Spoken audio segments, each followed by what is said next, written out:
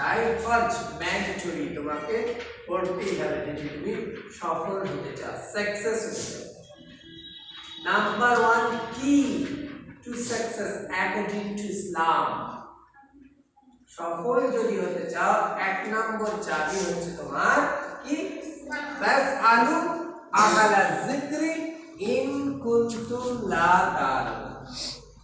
Number 1 কি বলবে? Number 1 কি টু সাকসেস, সফল হওয়ার প্রথম ধাপ হলো সূরা আম্বিয়া সূরা নাম্বার 21 ভার্স নাম্বার 7,